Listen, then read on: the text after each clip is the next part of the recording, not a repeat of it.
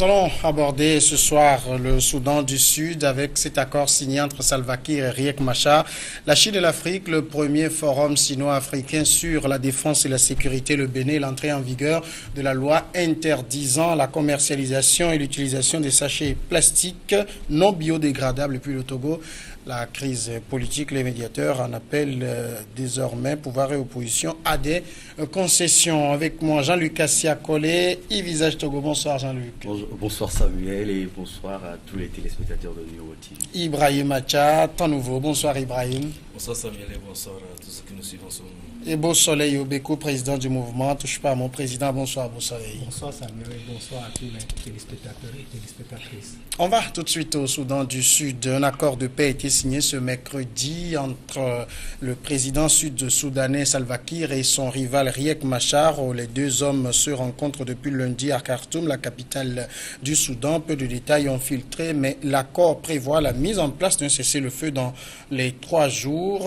Selon le ministère des Affaires étrangères à Khartoum, l'accord prévoit d'abord un cessez-le-feu permanent qui devrait entrer en vigueur dans les prochaines 72 heures. Il s'accompagnera d'un désengagement militaire, de l'ouverture d'un couloir humanitaire et de la libération des prisonniers de guerre et de détenus politiques. Mais l'accord ne dit rien sur la question du partage du pouvoir entre les deux hommes. Ibrahim Acha, est-ce que déjà on doit parler d'un accord qui va durer parce que ce n'est pas la première fois qu'il y a eu des accords? Oui, vous savez qu'avant que ces deux protagonistes de la crise soudanaise ne se retrouvent à Khartoum pour pouvoir discuter, il y a eu en amont des menaces. Vous savez que le parrain du Soudan, ce sont les États-Unis. Et donc, ils ont menacé de gel des avoirs de certaines personnalités et même de prendre des sanctions ciblées sur certaines personnalités reconnues comme des troubles faits dans le processus de paix au Soudan du Sud. Et donc, avec toute cette pression qui a été faite en amont, ça fait que Salva Kiir et Riek Machar se sont dit que le moment est venu pour aller vers la paix. Voilà pourquoi ils sont...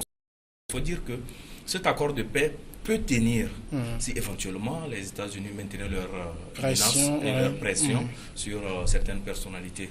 Mais j'ose croire que la crise est très profonde, surtout que ça prend des dimensions ethniques et identitaires.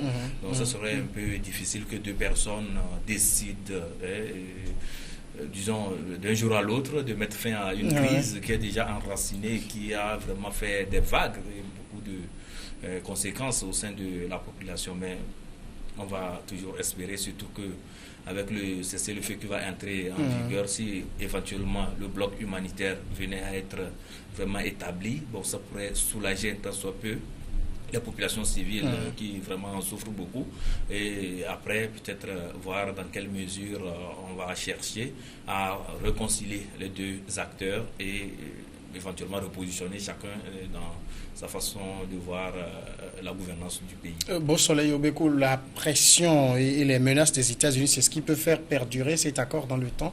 Oui, les observateurs s'accordent pour dire que ces pressions sont quand même peuvent faire durer cet accord parce que d'abord la guerre a fait trop de victimes et la signature de cet accord est d'abord un soulagement pour la population. Et aussi, ça suscite un peu de prudence quand on sait que ce n'est pas la première fois justement. Ces deux personnes, Riek Machar et Salva Kiir signent cet accord. Le dernier, c'était en décembre passé. Et c'est un accord qui a volé en éclat en moins de 24 heures. Et ça suscite la prudence maintenant. Mais l'espoir, c'est que la pression des États-Unis et de l'ONU, et l'ONU aussi a mis beaucoup de pression pour que ces deux personnes puissent signer cet accord, et les pourparlers a fait commencer à Addis Abeba la semaine passée.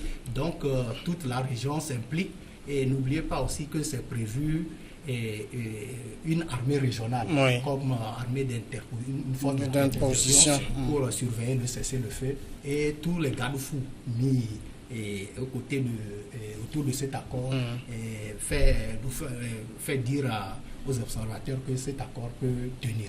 Alors, Jean-Luc, avant de vous passer la parole, on va marquer d'abord la pause. La première partie elle est très courte, ça arrive très souvent. On marque la pause.